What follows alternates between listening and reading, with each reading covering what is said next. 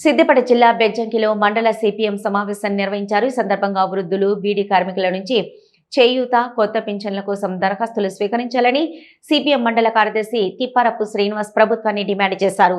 అర్హులైన పేదలను పింఛన్ల ప్రక్రియలో విస్మరించడం సరికాదని అన్నారు. ఆన్లైన్తో పాటు ఆఫ్లైన్లోనూ దరఖాస్తులు స్వీకరించే అవకాశం కల్పించాలని, ఆగస్టు 31 గడువును పొడిగించాలని కోరారు. పింఛన్ మొత్తాన్ని పెంచి అర్హులైన ప్రతి ఒక్కరికి కొత్త పింఛన్ను మంజూరు చేయాలని ప్రభుత్వాన్ని డిమాండ్ చేశారు.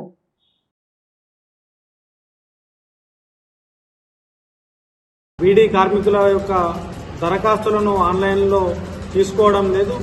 దీంతో వారు తీవ్రమైనటువంటి ఆందోళనకు గురవుతా ఉన్నారు. మరి ఈ సందర్భంగా రాష్ట్ర ప్రభుత్వాన్ని సిపిఎం పార్టీగా డిమాండ్ చేస్తున్నాం.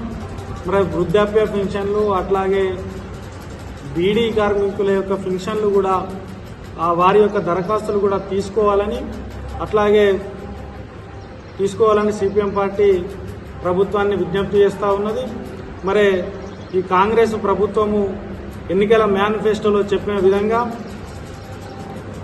పెన్షన్లను పెంచి ఇస్తామని చెప్పారు. అట్నే సిపిఎం పార్టీగా మేము ప్రభుత్వాన్ని డిమాండ్ చేస్తూ ఉన్నాం. ఈ దరఖాస్తులకు ఒక గడువు సందర్భంగానే పెన్షన్లు తీసుకునే విధంగా ఉన్నది. ఇప్పుడు